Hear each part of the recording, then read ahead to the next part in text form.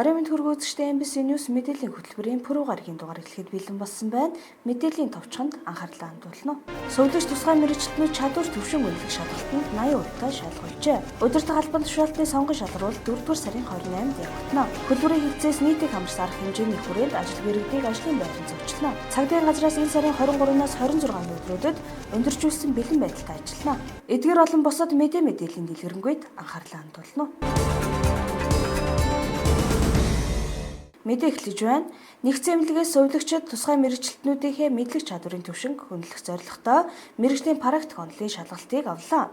Энэхүү шалгалтанд сувлагч тусгай мэргэжилтнүүд 80 гаруй хувьтай шалгуулсан байна. Нэгдсэн эмнэлгээс сувлагч тусгай мэргэжилтнүүдийн мэргэжлийн ур чадварын түвшинг үнэлэх шалгалтыг өнгөрсөн 7 хоногт зохион байгуулсан. Шалгалтанд 160 гаруй сувлагч хамрагдсан бөгөөд онолын мэдлэг, гардны үйлдэлийн үнэлгээ, хандлага харилцааны үнэлгээгээр шалгуулсан байна. Энэ жилийн сувлагч тусгай мэргэжилтнүүдийн шалгалт харилцааны үнэлгээ хийж байгаараа онцлогтой байсан бөгөөд сувлагчдын дийлэнх нь онлын шалгалтад амжилттай өгсөн ч залуу сувлагчдын хувьд мэдлэг, гардын үйлдэлийн үнэлгээг хангалтгүй өгсөн мэдээлэл байгаа юм. Харин шинэхэн сувлагчдыг стуцвал бусад мэргэжилтүүд амжилттай өгчээ. Энэ шалгалтыг жил бүр явуулснаар сувлагчдын ур чадвар өснө нэмэгдэж байгаа юм байна. Гол зорилго маань болохоор нөгөө сувлагч тусгай мэргэжлийнхаа чадваржуулах сургалтынхаа үр дүн тодорхойлох зорилгоор бас ингээд шалгалтаа авсан байгаа. Шалгалтыг аянда онол дадлагаараа авсан байгаа. Тэгээд энэ гол зорилго маань ихэд бид нэг тусламж үйлчлэг ялангуяа тэр эрсдэлтэй хүмүүстээр хүнд хүмүүстээр мэргэжлийн чадвар бол дээшилсэн байна гэж бид нараас дүгнэж байгаа. Ягаад бол шалгалтын дэв маань бол бас ер нь дундаж хувь маань бол 80% таа шалгагдсан байгаа. Бас юу 80-аас доошоо бас хэд хэдэн хүмүүс ингэж шалгагдсан байгаа. За тэгээ шинээр ирсэн сувлагч нарт бид нар бас нэг сургалтаа явуулдаг. Ер нь сургалтыг бол бид нар байнга дээшлээ. Яг л хүний эрүүл мэнд гэдэг бол нэн чухал одоо мэдлэг шаарддаг учраас бид нар бол ингээд сургалтыг бас сайн явуулдаг. Сургалт бол ер нь гараа бүтээлгөөрөө байнга явуулдаг. Тэгээд бид нар сургаад байдаг. Тэгээд энэ хэр сурж байгаа гэдэгт бид нар бас ингээд шалгалтаа авсан юм байгаамаа. Тэгээд ялангуяа одоо манай энэ нөгөө шинээр төгсч ирсэн сувлагч нар бол урд оныхаас бол ахиц гарсан байна. Үнэхээр ахиц гарсан байна. Сайн л ч гэсэн уншсан байна. Сургалтанд бас нэлээд хамрагдсан байна. Тэгэд үрдэн нь бол ажиглагдаж байна. Ахиц гарсан. Тэгэд энэ чигээрээ бол ахиад цаана тусламж үйлчлэнд бол аюул багтаа, эрсдэлгүй цаг хугацаанд бас цаанад бол хүний эрүүл мэндийн асуудал яригдж байгаа учраас энэ шалгалтын үрдэн бас гарч байгаа. Сургалтын үрдэнч гарлаа бас сэтгэл хангалуун байна. Бас хангалтгүй үзүүлсэн хүмүүстэй бол бид нэр ахиад давтан сургалт хамруулад ахиад шалгаад ингээд энийхээ юуг бас судлаад үрдөнгөө тооцоод ажилдаа хэрэгжүүлээ явнаа. Тэгэхээр онлоос илүү практик дээр бас сувлагчдаар унжих шиг харагдсан. Тэгэхээр практикийн хувьд одоо бас сургалтуудыг яаж явуулах гэж байна? Тэгээ манайх ур чадрын өрөөтэй та нараас харсан байгаа. Тэгээ ер нь ур чадрын өрөө бол бас их үрдөнтэй. Яг л хүний ажил бид нар сургалтаа явуулаад байх юм бол тэр хүний бас тусламж үйлчлэгээ бас оройтох ярих юм байдаг. Тэгээ саяны юун дээр бол бид нар бас жаахан мэргэжлийн тал дээр бол манай сувлагч нар асуудалгүй байд юм байна. Яг гэвэл бас ингээд яг одоо эмнэлгээс шалтгааллах халдвар хамгаалал аюулгүй байдал гэдэг тал дээр бол бас бид нар анхаарад тэр талынхаа сургалтыг төлхий оруулъя гэсэн бол тийм бодлого барьж байгаа. Удахгүй яамнаас магадлал үнэлгээний шалгалт ирэх гэж байгаатай холбоотойгоор сувлагчдынхаа мэдлэг ур чадварыг инхүү шалгалаа. Харин тааргүй шалгуулсан залуу туршлагагүй сувлагчдад дахин сургалтыг зохион байгуулж зөвлөмж өгөхөөс гадна ур чадварын шалгалтыг дахин авахар сувилгын албанаас төлөвлөж байна. Ингэж нэгдсэн эмнэлгээс залуу боловсон хүчнийхээ мэдлэг практикийг шалгаж сургалт зохион байгуулснаар иргэд эрүүл мэндийн үйлчлэгээ чанартай авах боломж нээгдэж байгаа юм. Дараагийн мэдээ хүргэе. Төрийн албаны салбар зөвлөлөөс аймгийн удирдах албан тушаалтны сул оронтой буюу эрүүл мэндийн төв болон соёлын төвийн эрхлэгчдийн ажлын байранд сонгон шалгаруулалт зарлалаа. Шалгаруулалт 4-р сарын 28-нд явагдах бөгөөд 4-р сарын 27-ны 17 цаг хүртэл бүртгэл нь явагдах юм байна. Төрийн албаны салбар зөвлөлөөс соёлын төв болон эрүүл мэндийн төвийн эрхлэгчийн сонгон шалгаруулалтыг зарлалаа. Сонгон шалгаруулалтын Монгол Улсын төрийн албаны зөвлөлийн 2013 оны 60 дугаар тогтоолоор баталсан төрийн үйлчлэгээний албаны удирдах албан тушаалт томилогдох ажилтныг сонгон шалгаруулах журам, төрийн үйлчлэгээний албаны удирдах албаны тушаалт томилогдох ажилтны сонгон шалгаруулалтыг шалгаруулалтын үнэлгээ дүгнэлт гаргах зааврын дагуу 2015 оны 4-р сарын 28-ны өдөр зохион байгуулахаар болсон байна. Энэ шалгаруулалтанд төрийн албан тушаалт тавигдах шаардлагыг хангасан төрийн албаны зорилт чиг үүргийг мэргэжлийн өндөр түвшинд хэрэгжүүлэх удирдах ажилтныг шил сонгоход оршиж байгаа юм. Сонгон шалгаруулалтад орох иргэдэн төрийн албаны тухай хуулийн 11 заасан ерөнхий шаардлага болон томилго эрх бүхий этгээдийн баталсан тухайн албан тушаалыг хангасан байх шаардлагатай байна. За энэ удаа аймгийн төрийн албаны салбар зөвлөлд ирүүлсэн ажлын байрны сул орон тооны захиалгуудын дагуу сонгон шалгаруулалт болон төрийн жинхэнэ албаны мэргэжлийн шалгалтууд зарлагдж байгаа. За Бөхмөрөн давс зүү хангаа өмнө говь Сагил Тэс Улаангом сумдын соёлын төв эрхлэгчдийн ажлын байрны сонгон шалгаруулалт давс зүү хангаа өмнө говь сумын эрүүл мэндийн төв эрхлэгчдийн ажлын байрны сонгон шалгаруулалт зарлагдж байгаа. За энэ сонгон шалгаруулалтын орох энэ албан тушаалаар ажиллахыг сонирхсан иргэдийг 2015 оны 4 сарын 27-ны өдөр бүртгээд 28-ны өдөр зохион байгуулнаа. За энэ тухай мэдээллийг энэ ажлын байранд ямар шалгуур тавьж байгаа, ямар материал авчирч бүртгүүлэх, хэдээс хэдэн цагийн хооронд бүртгүүлэх гэдгийг энэ төр албаны зөвлөлийн цахим хаяг дээр энэ сонгон шалгуулалтын зар тавигдсан байгаа. Сонирхсан хүмүүс төр албаны зөвлөлийн цахим хаягаар ороод энэ мэдээллийг дэлгэрэнгүй мэдээллийг авах боломжтой.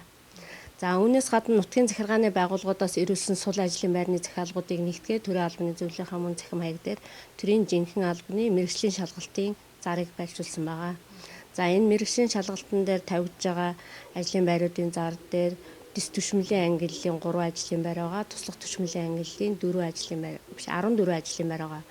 За ямархуу чиглэлд байгаа вэ гэхээр ерөнхийдөө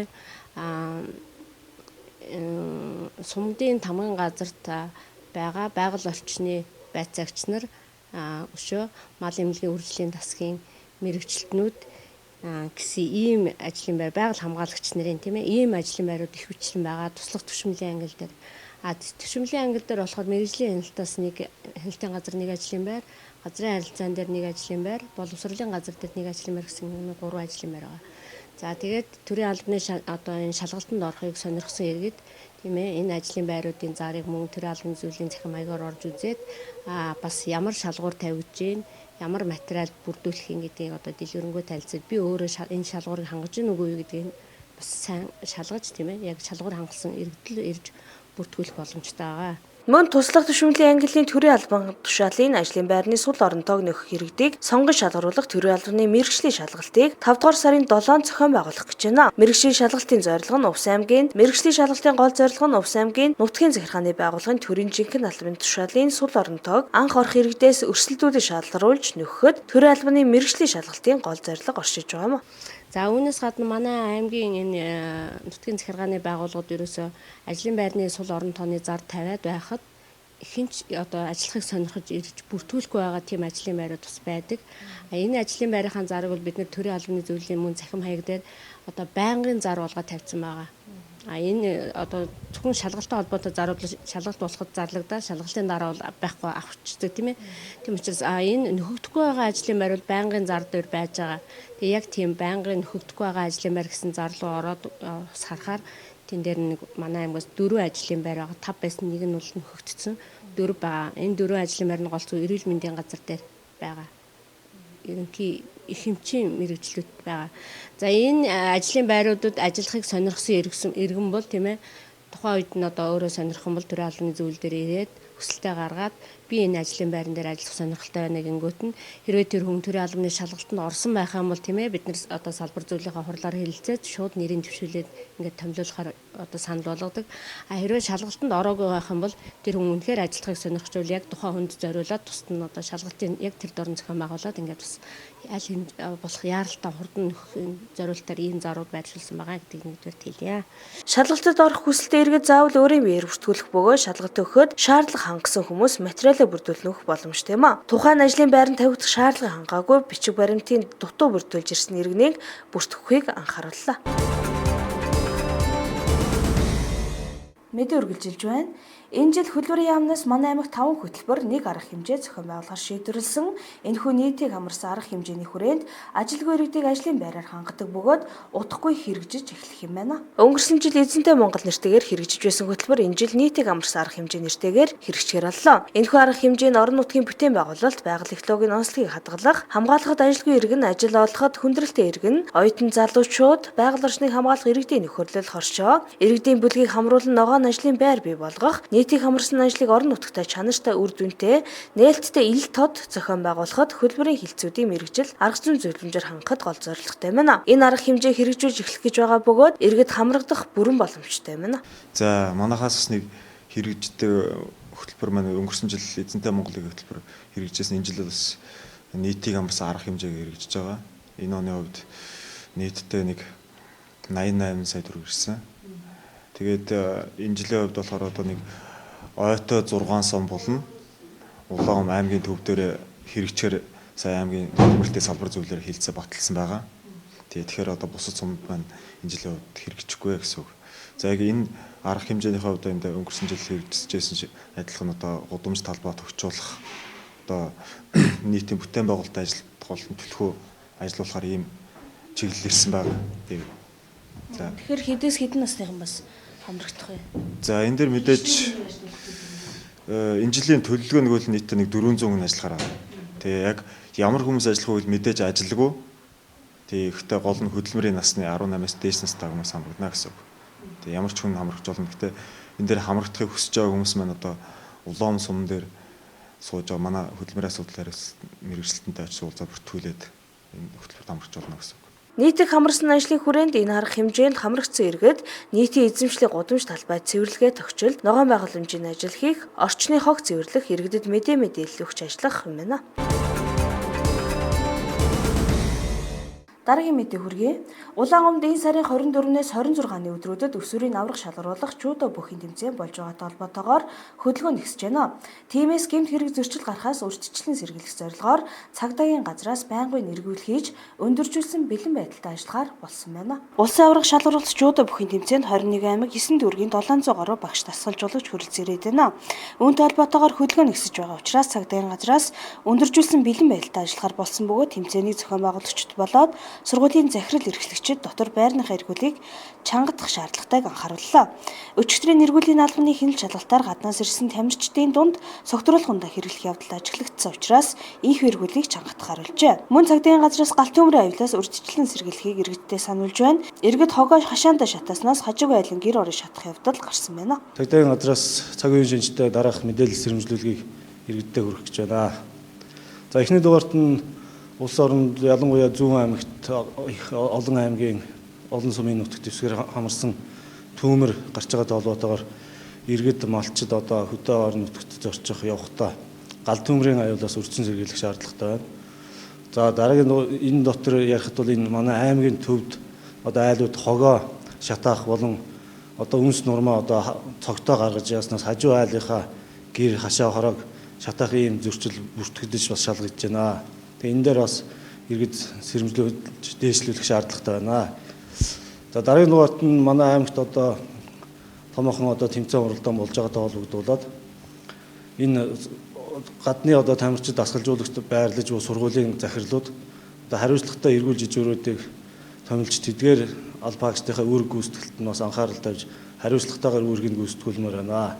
Өчигдрийн байдлаар одоо тэр ирсэн тамирчид дасгалжуулагчдын дундаас бас арьс тогтууруулгандаа хэрэгэлсэн байдалтай зүйл ажиглагдсан талаар манай эргүүлийн албаагч нар бас мэдээлж байгаа. Үүнтэй холбоотойгоор төрийн байгууллага бол арьс тогтууруулгандаа хэрэглэхгүй тамхины хяналтын тухай хууль үйлчилдэг ийм бүс газар учраас сургуулийн захирлууд тэр хариуцлагатай эргүүлж ижүүрүүдэд энэ чиглэлд анхааруулж арьс тамхины хуулийн хэрэгжилтэнд хяналт тавиулж байх шаардлагатай. За манайхаас бол мөн эсгийн байцаагч багийн цагдаа нар эргүүлийн албаагч нар бол тухайн одоо дотор байр болон тэр чиглэлд бол эргүүл тойруулын ажлыг бол хяналт шалгалтыг хийж байгаа.